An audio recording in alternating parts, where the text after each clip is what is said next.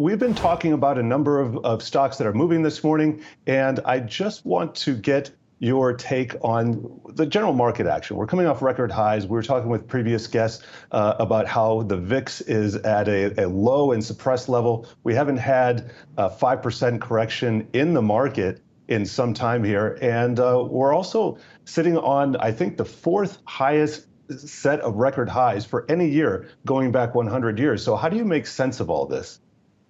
Well, I think, first of all, thanks for having me today, guys. Always appreciate being on here. And I think, first of all, you're hitting on a lot of it. And the pattern I expect to continue for the rest of the year. And that is this constant message of conflicting numbers or conflicting outlooks. We come off, as you said, record highs in the NASDAQ on Friday, in a day where we have disappointing job numbers. We all expect bad numbers out of China in terms of exports, and they come up with good numbers overall. So now the main overall theme continues to be, what's the Fed going to do? And every data point we get on, it seems like people have a conflicting view of what they're going to do, or tapering's going to start sooner, tapering's going to start later. And I think for the viewers right now, it's more about, okay, just try and shut out some of the noise as much as you can. Stick with some stocks that you think are good over time. If you want to play volatility, this is a nice volatility environment in the fact that it's not huge one way or the other, but we do get a lot of intraday or intra-week volatility where you are getting some opportunities to play the volatility from that point of view. So as I said, I really expect this pattern to continue for the rest of the year. I don't think we're going to get any clarity. The Delta virus being in and out, we just stopped the extra money for assistance checks for people. So again, all these continuing points that make you scratch your head on which way the economy is really going, while at the same time we set new highs. I don't see a reason why that stops in the short term. JJ, weigh in on this debate. We've been talking all morning long about President Biden potentially this week announcing his decision on Fed chair. Handicap this for investors. If Jay Powell is reappointed, where does the market go? And then conversely, if he's not reappointed, where does the market go? Well, hey, Brian, I think, the first thing is, if you look at the history of the stock market, what is it? It's about the known having less of a dramatic effect than the unknown. We know Jay Powell. We know what to expect. He's been pretty good in, agree or disagree with the decisions he's made overall. He telegraphs his decisions pretty well to the market, in my opinion, about what he is going to do, when things are going to happen. Takes a very conservative approach in terms of moving. I know a lot of people would like him to move a little bit more aggressively right now. But he does tend to take that, I'm going to let the numbers tell me what to do. And, the argument has been maybe a little bit late at times. With that said, we know what we have. And so the market tends to, maybe we sell off a little bit based on him being reappointed. My guess is no matter who the other person is, no matter how smart they may be, I would expect the market to sell off a little bit more if somebody else is appointed, only because it's a completely unknown commodity. And the market gets used to a Fed chair after, 6 months to a year, and how they operate, how they communicate with the market, and what we can expect. And so again, there's just like, it's almost like having a new boss or something like that. There's a transition time that you go through with uncertainty. And so the market goes through uncertainty with a new Fed chair, Brian. So I would expect that will add more volatility if it is not Jay Powell. Yeah, I remember him getting off to a couple of stumbling starts there. Those pressers were kind of brutal in the beginning. But I want to shift directions to the bond market. The 10-year T-note yield, I'm looking on the Wi-Fi Interactive. It is up 5 basis points. And I've been showing this chart. I don't know if you can see this, but basically it looks like the yields, inversely the bonds are kind of coiling here. You take a look at a year-to-date chart, we see this consolidation. And if yields break potentially above 1.4%, I got to think that's going to be it's going to gain some momentum. We're going to hit stop losses in bonds. And I'm just wondering where you see bond yields going next under a couple different scenarios. Well, I think, as I said, without us doing anything by the end of the year, we can get to 1.5, maybe a little bit above that. I just don't know what the stimulus is to get us too far away from this 1.5-ish area on the upside and this 1.25 area on the downside. So I would expect this, as you said, that coil, I think, is a good way to say it. We may spring out and it looks like getting a breakout just to sell off, or if we go down, look like we're going to sell off on the yield only to come back. Just like everything else, the punch that knocks you out is the one you don't see. So if something happens between now and the end of the year, it can drive us either way. But all other things being equal, I don't see why we go out of this range. JJ, I talked to Kathy Wood on Friday. She told me she's still looking for Tesla stock to hit about $3,000 a share. Currently, it's at $757. It was interesting to me to see your TD Ameritrade clients selling Tesla in August. Why do you think they were doing that? Well, actually, Brian, they sold it 2 months in a row. They sold it in July and August, which I think is very interesting overall. A couple of reasons. Number one, because when Tesla gets back above 700, it seems to bring people out as sellers a little bit more. As you know, covering that stock every day, that 700 level just seems to be some sort of a magnet on the stock. Seems like when we've gotten over it recently, we go back. When we get under it, we come back to it. And so I think that that's part of the reason. Also, in the EV space, you guys just had a segment on here before I went on. The competition has heated up so significantly over the last year. You see Ford and GM as two stocks that our clients were actually buying, Brian, as they sell Tesla. So what does that tell me? That we know Ford and GM are really good at distributing cars, but can they get the cars to distribute, so to speak, in terms of the electrical vehicle space? Tesla obviously has battery technology that gives them an advantage over others. But I think what we're really looking for is, or clients are really looking for, is Ford and GM to continue to pick up their game and this to become a much more competitive space over time. Very interesting that we also had Tesla last month talk about, getting into the electric game down in Texas, et cetera. So maybe they're looking for other areas to grow their business, which is fantastic overall. But again, I think from what people are looking at from the car distribution, car making point of view, they see Ford and GM having a opportunity longer term to make some strides there. Yeah, Ford up 28 or 48% this year, GM up 18%, Tesla up 7%. Thanks for stopping by, JJ. That's JJ Kinahan, TD Ameritrade Chief Market Strategist. Urban mobility upstart Archer said today it has received G1 certification from the FAA. It essentially sets the path for Archer to begin commercial operations. The news comes a few weeks after Archer cut its valuation by 38% ahead of its upcoming debut on the New York Stock Exchange. Joining us for more is Archer co-founder and co-CEO Brad Adcock and former United Airlines chairman and CEO Oscar Munoz, who is a board member at Archer. Good morning to you both. Brad, let me start with you on the news here. Big on the G1 certification from the FAA. What does that essentially allow you to do? And then where you launch, and when does that happen? Yeah, good morning. So as you're probably aware, we're working to design, manufacture, and operate electric vertical takeoff and landing aircraft. So as you're probably well aware, in the U.S., the FAA governs all the airspace federally. So what we're doing now is we're certifying our aircraft, say, to commercial aviation standards, in order to bring this new transportation service to the market.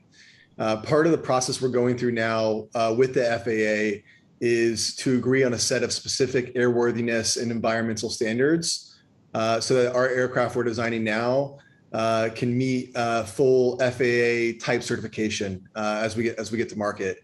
The news from today of us, the FAA accepting our G1 certification basis is a really important and fundamental step for us to pave the way in order for Archer to bring this new type of vehicle to market. We plan to use this in cities to help alleviate traffic. The first two launch cities we've announced are Miami and Los Angeles. And Oscar, key to this story here for Archer is that United Airlines has placed orders for $1 billion worth of the company's products. Why do you think United is making that bet? I wasn't part of that decision making, but knowing how historically we've made this, there's always been a focus on customers. And one of the last sort of, phases we've been trying to accomplish is how do we reduce stress level for folks? And the commute from your home to the airport has always been one of those issues. So the concept falls along the customer centricity line.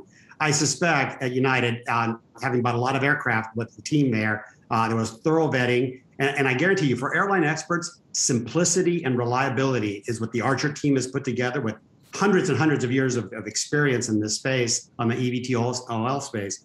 And so I suspect it's safe, it's reliable, it's really going to be a cost, an affordable method of transportation. And it's really going to be cool for the customer. So it's a fun, innovative new thing, and I'm excited to join. I haven't quite joined the board yet, just for clarification, but I hope to do that fairly soon.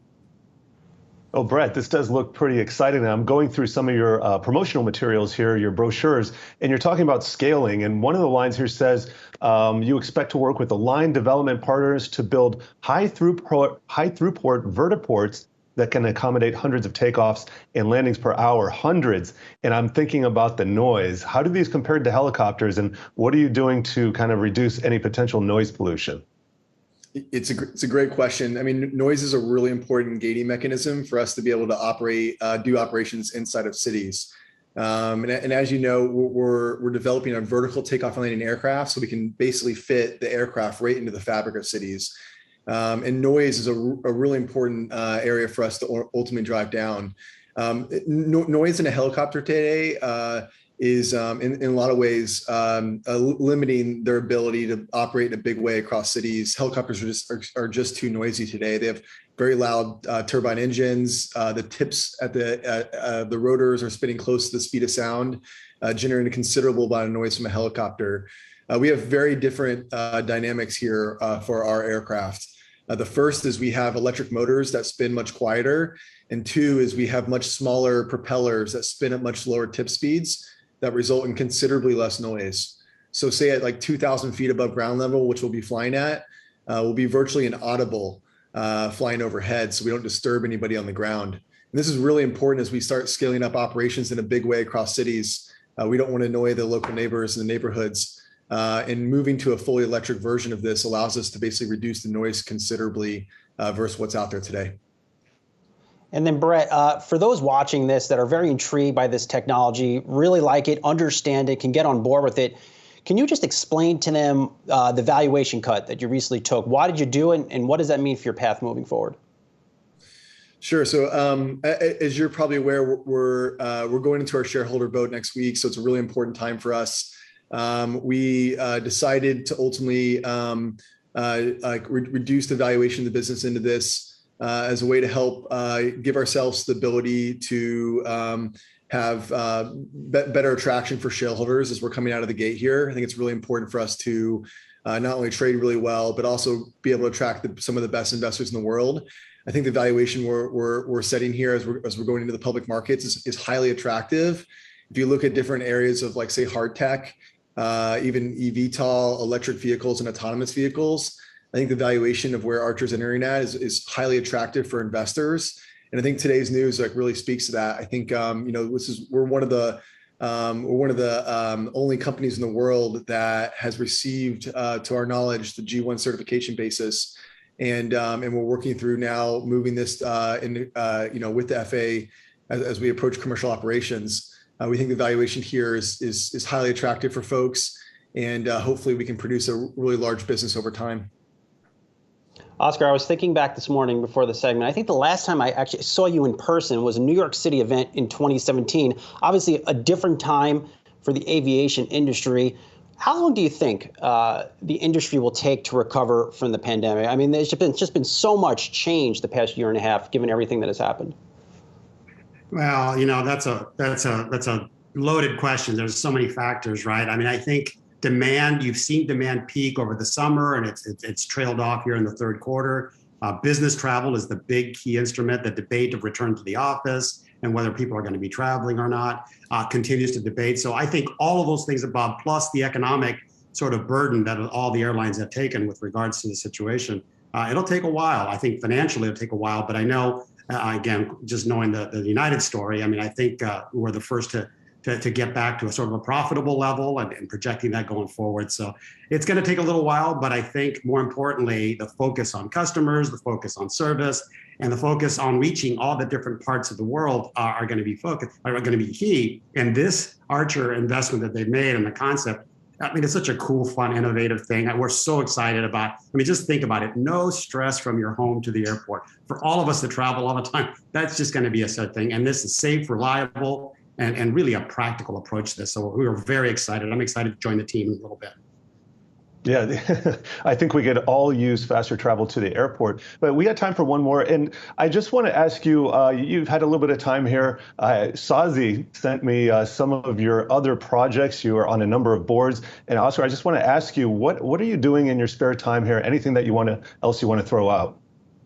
No, it's, again, this is the Archer story as well. It's kind of interesting part of your career to be in because I get to pick and choose who and what I want to do. And this was one of the cool things. But I'm also involved in my philanthropies. There's a really cool health tech company that I'm about to announce that I've been involved with. I'm with Fidelity and CBRE, Univision. And so it's, they're my Latino influence, my health issues and how I'm focusing, aviation and customers, the Archer conversation and technology. So stay real busy with a lot of things. And so it's exciting and fun. And, Brett and Adam are doing an amazing job of putting a completely real, I mean, if you think of the group of people that they put together to build this thing, it's just really exciting to see what their future holds. Yeah, this sure doesn't look like retirement, Oscar, but good to see you keeping busy. Please do come back. We'll talk about that tech company that you're getting ready to launch with. In the meantime, Archer co-founder and co-CEO Brett Adcock and former United Airlines chairman CEO Oscar Munoz. Good to see you both. Congratulations on the news this morning. We'll talk to you soon. Welcome back to Yahoo Finance Live. I'm Jared Blikre. Didi stock up 30% off of the lows only a few weeks ago. And we're going to talk about it, all the actions from the PBOC to the local Beijing government, which may be taking over the company. And for that, we're going to bring in Brad Gastwirth. He is a Wedbush Securities Chief Technology Strategist. And Brad, when this stock debuted at IPO'd, I think it was only 2 days later that the Chinese government came out and just slammed it. And I think that sent a message to investors, but it's been popping recently. Can you tie this together? Is the worst over potentially as they look for their new owners, basically the state coming in and taking them over? Yeah, Jared, you hit it on the head. I mean, first of all, I think Beijing didn't really want Didi to become a public company trading here in the United States. And I think that by itself started the precedent of the perception, at least by Beijing, that Didi was not going to pay attention or listen or to adhere to sort of the structure that the government wanted. And I think right off the bat, there's a bad taste in the mouth by actually not necessarily taking their advice and still listing here. And to your point, I mean, the future holds a lot of interesting things, but clearly there's been reports that the Chinese government is looking to get more investment into the company, and it wouldn't be surprising to see more involvement by the country. And Brad, how do you handicap potential delisting here? Is this something that is more than a 50% chance that it actually happens? Yeah, and Brian, I mean, it's such a good question. It's hard to really put a probability on it. I'd say 50% just because it's a coin flip is probably the right way to assess. But yeah, I mean, I think with the rhetoric between the two nations really getting worse and worse, and I think when you look at what President Xi has been doing, he's been sending a message that look, he wants to take control back. Even though the government's always had control, there's been perception, at least from the U.S. investment community, that there was some autonomy in these companies, and that's really far-fetched. I think from the beginning, everybody had to understand that investing in Chinese companies listed abroad, they're still Chinese companies, and the government can do what they want. So I think that risk has been now more realized and known. And I think, is a delisting coming? That's a coin flip, but certainly it's a possibility, and it's maybe better than a 50%. I'm wondering what you think this does for the EM space overall. You think emerging markets and lots of countries around the world, we used to talk about the BRICS, the Brazil, Russia, India, China. But you got to think that if you take an ETF like EEM, you look at the top spots, it's almost all Chinese tech. You got some other big giants in there like Samsung. But if you want to be an EM, how do you approach this now?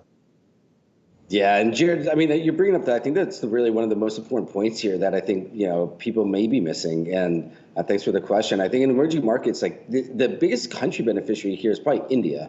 You're having high growth, big population, and they also attract very strong talent on the technology side. So I think India is an interesting emerging market play. When you look at the indexes, I think indexes are tough because people really can put what they want in an index. That being said, for me, I like exposure to Southeast Asia. You're on port side, so you have access to water. Cambodia, Laos, Vietnam, Thailand. I think all those countries will benefit over time. Bear in mind the COVID situation is having a major impact in that region because the poorer countries are having harder times getting vaccinations. But I do like Southeast Asia. I see them as a net beneficiary. I think you'll see more going back into Latin America. As you sort of, or Jared, as you pointed out with the BRIC countries, it used to be talked about all the time, but I do think you're going to see more investment in Brazil. But ultimately, unfortunately, you'll see outflows continue for some time out of Chinese companies that are listed abroad. I think, these newer areas, and maybe Africa, but we're still a little bit too early in the frontier over there. I'd say those are the beneficiaries. Is there one Chinese tech company that could survive this? Based on looking for one name that, maybe they have the best contacts in the Chinese government, whatever the reason, that is not in the same boat as Didi and their stock might thrive on the other side of this? I don't think there's not going to be one company that's going to make it different than all the other Chinese listed companies. I think what ultimately may happen is you might see a shift going into the Shanghai or going in listed A shares. I think you might see that take place on these companies because if you look at what's happening in Hong Kong and even what China sort of did with Hong Kong, there's a lot of wild cards out here. But when I look at this world, and by the way, if you look at China, it's still an amazing open-ended growth opportunity.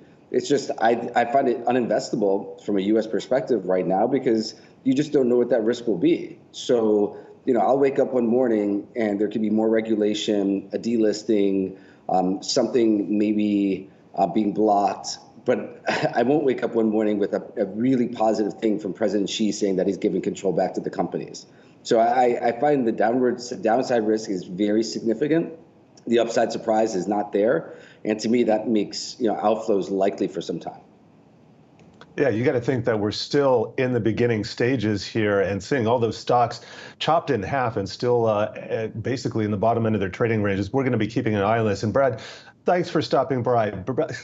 Thanks for stopping by. Brad Gastwirth, the Wedbush Securities Chief Technology Strategist.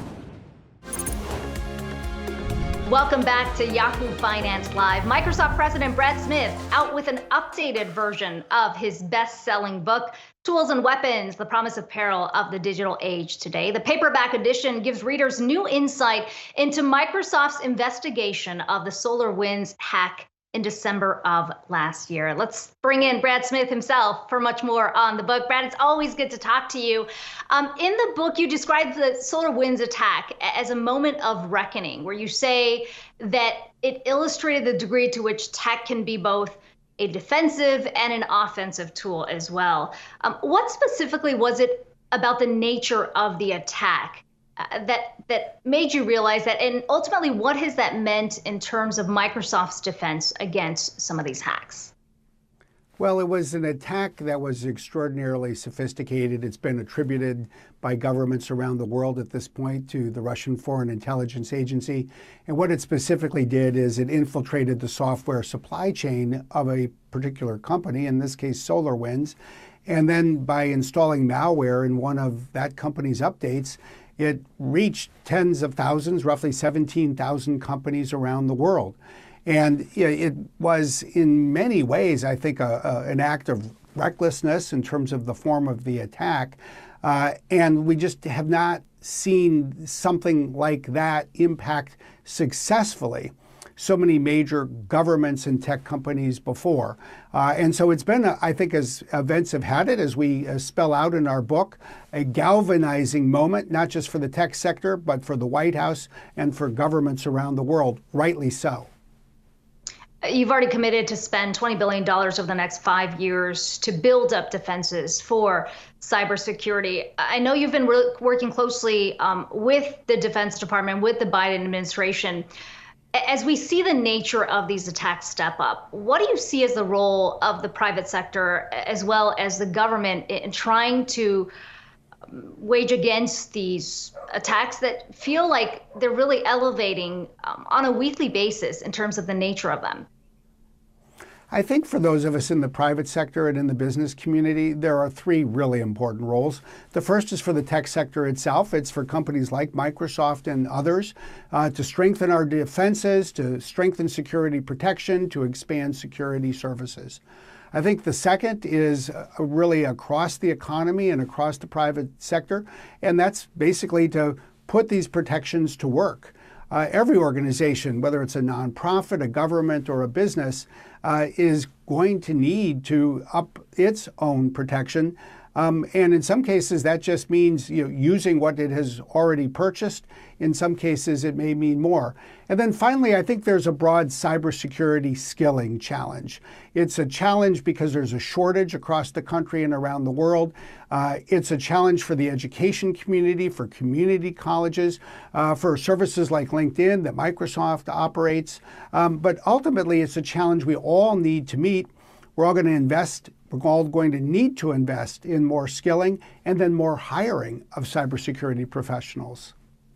Yeah, and I guess that's kind of the tricky part in putting this all together, right? Because, the SolarWinds attack seemed like it had been going on a lot longer than people realized. And, $20 billion seems like a lot of money, but when it's spread out over 5 years coming from just Microsoft, obviously it's going to take a big partnership here in private and public. But $150 million to help the U.S. government update and protect their own kind of systems as well. I mean, what more push do you think needs to happen maybe here from the government, given the fact that we are seeing a lot of these attacks rise from Russia and other countries, the concentration there? What's it maybe going to take more in protecting Americans and American companies, maybe on the public side?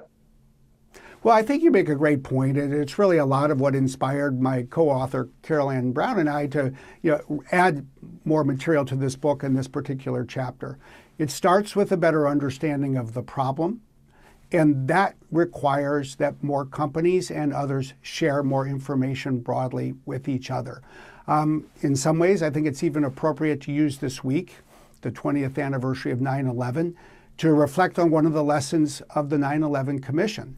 It was a failure of intelligence sparked in many ways by a culture where people only had a way of sharing knowledge, information, when they felt there was a need to know. And the 9/11 Commission said that needed to shift to a need to share. That is something for all of us.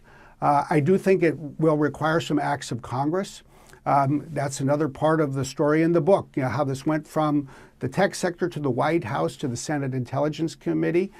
We're going to need laws that I think mandate information reporting to the right part of the government at the right time in the right way. And then I think it is a whole of society moment. And that was really the watershed, I think, that we saw at the White House last month, bringing together not just tech companies, but community college leaders, energy company CEOs, insurance and banking executives. We all are going to need to take new steps. And as you put it, we need to do it together. Brad, one of the other things that you've been exploring throughout the pandemic really is about the access to broadband, something that you had pushed pre-pandemic, but we really did see this divide, especially with more and more people at home with remote work. As a company, how have you been thinking about your role in trying to expand access to internet? Obviously, Microsoft employees, largely in areas where it's readily available, but it feels like that conversation was there at the beginning of the pandemic. Now it's kind of taken a step back. Well, the first thing I would say is I'm reluctant to say that anything as terrible as a pandemic has a silver lining. But one thing that COVID-19 did do has caused us all to see something that was in front of our eyes to which we weren't paying enough attention. And that's the broadband divide. That's why we've been banging this drum for several years, saying, look, broadband's the electricity of the 21st century, and the people who don't have it are basically living in the 1990s. The good news, in my opinion, is we are awakened as a society, really as a planet. We're seeing major commitments by the administration and Congress, including in the infrastructure bill, to take the kinds of steps that will be needed to close this gap. Certainly for Microsoft, we have multiple roles. It starts, frankly, with just great data analysis. We've provided what I think is now regarded as the preeminent map of the United States in terms of just enabling people to see who has broadband and who does not. But knowledge is just the beginning. I think there are new partnerships with new technologies. With a company like SpaceX, we can look forward to, I think, a brighter future with low Earth orbiting satellites, with more partnerships with telecommunications companies. We have the wherewithal as a country to solve this problem in the next 4 years. And I would almost say shame on us if we fail to do it, because we're going to be leaving too many people behind in rural America, and especially underprivileged and racially diverse communities in urban America. And I just don't think our country can afford that. Yeah, and I mean, as you talk about that gap, there's also the gap in terms of hybrid work in this pandemic that's been pretty evident as well. That's increased the role of platforms like Microsoft Teams. We've talked about Slack getting used as more people are working outside the office. I mean, how quickly does that side of the business become even more important the longer this drags on? And maybe, if we never get back to the idea of a full return to normal and hybrid sticking around, I mean, talk to me about the growth that you've seen there. Well, we obviously have seen tremendous growth since the pandemic started in March of 2020. In many ways, we've seen, services like Teams, explode. We've seen broadband usage, double in the course of a couple of months in 2020. And I think there are many aspects of this that will be here to stay. Perhaps not everything in every way. One of the things we talk about in one of the new chapters in our book is really how we can learn from World War II and what persisted and what abated after the war ended. I think the encouraging word is really to recognize that there is a blended future that creates more opportunities and more flexibility, probably for all of us. And it's not just working from home, but that is one important aspect. It's the opportunity to consult with a doctor via telehealth service rather than having to trek to a physical office every time you want that kind of consultation. It's the opportunity for a sick child to attend school from home with a broadband connection, or for people to stay connected during a snow day. So I think we're going to have a future that basically puts, think of video, interactive video, next to what we all grew up with the telephone. We could go visit family and friends, or we could call them on the phone, and our experiences were better because of it. Now we have video that opens the door to much richer interaction like we're having with this conversation, but now it's open to everybody, including in meetings with their employer and their team. Brad, I'm curious to get your thoughts on what is playing out in China right now, because Microsoft's Word, Excel, PowerPoint recently named among a group of apps that have been accused of misleading or infringing on user privacy. And I know you had a conversation recently with an official at one of the regulators over in China. What have you gleaned from that conversation, from conversations you've had about the intention of the most recent crackdown? And ultimately, what does it mean about the way in which Microsoft operates in the country? It is one of very few tech companies that have a big presence there. Yeah, and I was able to meet last week with the Chinese Minister for Industry and Information Technologies. They put out a statement after the meeting. I would say two things. One is, there is, in my view, the real need for clarity and stability in the broader technology relationship between China and the United States. I think part of that needs to come from China. Part of it needs to come from Washington, D.C.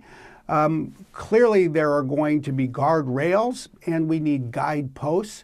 So there's a mutual understanding of where the two governments want to see American technology companies play a role.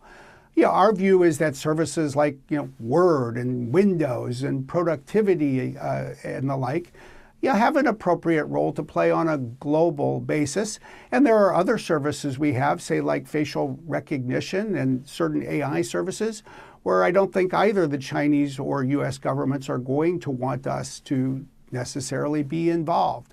I think that there is a real need for conversation about how we can play a role, how we need to play a role in China, so that American multinationals that have presences in China can use our cloud there just like they use it everywhere else. And I think there's an urgent need to talk about how we can put technology to work globally, including in China, to help reduce carbon emissions, and how we ensure that a global basic research community that operates in certain scientific fields can, and in an appropriate way should, use common technology. But we need to get to specifics. You can see from my list, having broad conceptual conversations, which is natural in the new administration, is the right place to start. But as we look to 2022 and the second year of the administration, it will be time to go from generalities, principles, and dive into specifics. Well, we hope to keep the conversation going with you, Brad. Always good to have you on the show. Brad Smith, president of Microsoft, joining us on his new updated book. Thanks so much for joining us today. Time for our startup spotlight. One industry that's getting back on its feet from COVID is the $70 billion wedding industry. And according to industry research firm Wedding Report, the number of weddings this year has already exceeded or already back to pre-pandemic levels. So we want to talk about some of the dynamics at play here, what we could expect going forward in the industry, and who better to talk to than Vishal Joshi. He is the co-founder and CEO of Joy. It's a wedding planning platform. And Vishal, it's good to see you. I guess just tell us some of the trends that you're seeing on your platform, how many people are planning weddings, and how that compares to just 6 months ago. Shauna, we have seen fantastic growth, and we are seeing like almost 130% year-over-year growth. And if you go back even further 6 months, it's 250% growth. So we are seeing a lot of people come in. Like, for instance, just last month, we had 2.6 million guests on Joy, which is almost double from 6 months back. Delta variant, I guess, how big of a factor has that been within the industry? Because I think we all know couples who have gotten married over the last several weeks or are planning to get married over the next couple months and are worried about the case numbers that we're seeing. Are you seeing weddings either postponed or canceled as a result of that? We have seen very little of weddings getting postponed or canceled at this point in time. We clearly saw a lot of weddings do get postponed and canceled last year. Over 60% of them did get canceled and postponed. But now they are coming back. Like 97% of the guests that we surveyed said they are willing to attend the weddings now. And over 60% of all the couples are having weddings with over 100 guests. So we are seeing that weddings are happening now, but we will see that next year perhaps is significantly bigger. And so we're probably going to see 2022 as the biggest year in wedding industry because some shift at the very beginning happened due to Delta. What about people, just the availability of some of these venues? I know I've talked to people that were recently engaged and they're looking out 2022, 2023 at this point. They're getting married on a Friday or even a Monday because the demand is just massive here because of the built up due to the pandemic. Is this something that you're seeing being a factor in the industry, at least for the next 1 to 2 years?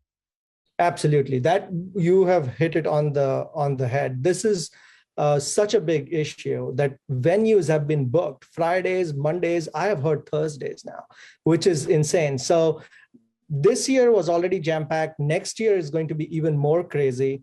And I think that like even the year after, we are probably going to see a good amount of surge. We've also seen people add a virtual component because of these venue restrictions. So we are seeing over 40% of couples continue to do virtual weddings, in a sense, keep a virtual component into their wedding. And that is also something which is staying steady. And we built a lot of technology last year to allow for these virtual weddings to happen. And that is continued to pay off for next couple of years. And what does that technology look like? I guess, what are you doing in order to assist some of these couples who are trying to integrate that virtual component into the wedding?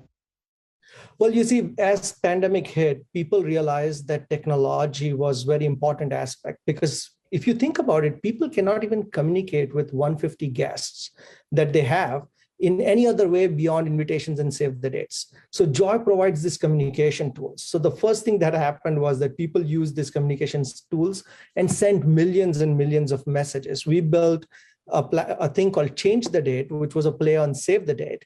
And people use that to send things out. We built virtual wedding invitations, which included information about Zoom weddings and stuff.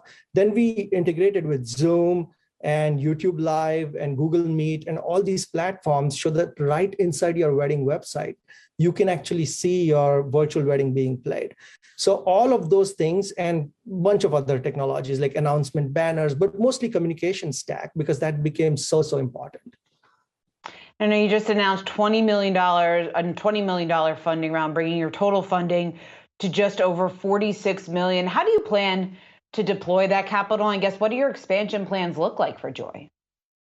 So we so far built all these different tools and technologies to remove wedding planning stress. We've built wedding websites, save the dates, invites, planning tools, bunch of these things which all flow in very beautifully together. And so now what we are doing is that we are taking that step ahead, and we just recently launched all-in-one wedding registry. This product has seen so phenomenal growth. It has grown double-digit week over week for last 6 months. It has grown like double each time, like 100% growth in month over month. So we are doubling down and making wedding registry an amazing experience. And after that, we will go down and focus on taking Joy to several different countries. It's already being used in over 100 countries, but we have paid a lot more attention to United States, and we'll probably in coming years expand into different countries. And then beyond that would be bringing Joy to all your life events beyond weddings, like birthdays and bar mitzvahs and baby showers and everything. Vishal, when you're looking to expand overseas, I guess, how are you identifying regions or countries, areas that are most attractive to you? What are some of those components that you're looking for? We, Shauna, most of our decisions are driven by our couples. We see a very natural pull in so many different countries. And as people start using Joy more and more in those countries, we start seeing them ask for more and more features. Like we launched registry just a few months back, and we have people who are coming in from several different countries, UK as an example, who basically want us to support Great British Pound and products selling over there. Canadian people are asking for that. Australian people are asking for that. So it is very clear sign that Joy is being used in all these different places, which is what we usually use. Almost all of our decisions are driven by where the couples naturally pull us. And they are currently pulling us in all those countries and many, many other English-speaking countries. Vishal Joshi, co-founder and CEO of Joy, thanks so much for taking the time. We wish you all the best. We want to continue this conversation. For that, we want to bring in Dr. Matthias Lachwayo-Davis, Director of Health for the City of St. Louis. And Doctor, it's good to see you again. Congratulations on your new position. Let's just start with booster shots, the timing of this, the difference that it will potentially make. I guess from your perspective, how significantly do you think booster shots will help slow the spread of the Delta variant? Well, the data for booster shots is very compelling. We believe that it will improve immunity, confer folks with a higher level of antibody response, and hopefully even contribute to the overall immunity in the memory B cells that aid in protection against COVID. So the data is very compelling. That is true. However, it's not just about that data in isolation. As you know, it is a complex decision to be able to roll out these boosters and do so in a way that's equitable, not just for us here, but also abroad. When it comes to booster shots, I think a lot of people are wondering if they got Moderna the first round, can they get a booster of Pfizer or vice versa? Or what happens if you got J&J? Can you get one of these mRNA vaccines as a booster? What's your answer to that? Well, the only thing that we have data for, and let's be clear, we don't even know if this is going to be approved by that September 20th date. We expect Pfizer to have this data available for review by the 17th. Moderna is unlikely to be able to make that deadline. and no word yet from when that will be available from Johnson & Johnson. So it's likely that this will be a step-by-step approach, but we should only advise folks to get boosters the way that data is presented. And in this case of Pfizer, who hopefully will have robust data, which we won't know until September 17. So I'm not really willing to say anything for or against it until that time. We should review that data. Then to do it the way that it has been looked at. And in this case, it would be a boost. If you got Pfizer, the booster should be with Pfizer. If you got Moderna, you need to wait to see what the data says around that. There's currently no data available that supports mixing and matching of vaccines, although that is being looked at. Doctor, let's talk about what's going on in your city of St. Louis, because now you are the director of health for the city. I guess talk to us. I know Missouri as a state, the ICU bed capacity right around 85%, but what more specifically are you seeing in your city today?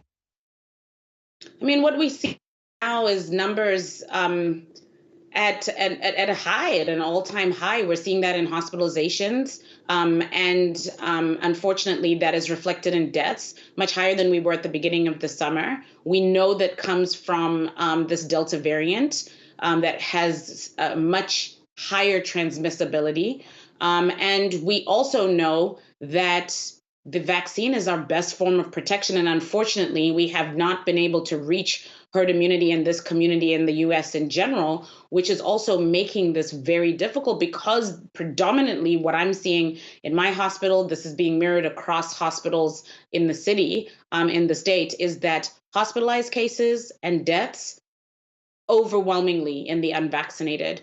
And so that is where we are. And it is exceedingly concerning. And there's so many unknowns right now, especially when children are going back to school. They started going back to school over the last several weeks. More and more are entering school over the next couple of weeks. A lot of them are in the age group where you can't yet get the vaccines under the age of 12. What do parents, what do teachers, what do guardians need to do at this point to best protect that vulnerable population? Well, the best form of protection we have right now is for the vaccine. So anyone who is eligible to get the vaccine should really, especially in what I consider such a critical component of the community, these are our educators and our children who are so vulnerable. Those that are able to get the vaccine should. Children who cannot get the vaccine, their best chance of staying healthy is to be around other vaccinated folks. Kids who are of the age of ability to mask should be masking indoors. All teachers should be masking indoors, as has been recommended by the CDC. But most importantly, we need resources available, especially to low-income school regions, to make sure they have the capacity to create safe environments for both their teachers and their children. Social distancing, hand washing, adequate ventilation, and those types of mitigation strategies that will help to keep both their teachers and children safe.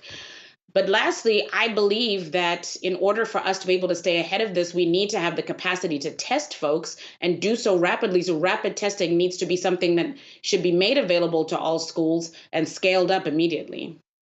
And is that something that you're focused on in the city of St. Louis? You know, I don't start the job until October 18th, chomping at the bit to do so, but absolutely, this is no longer a one-pronged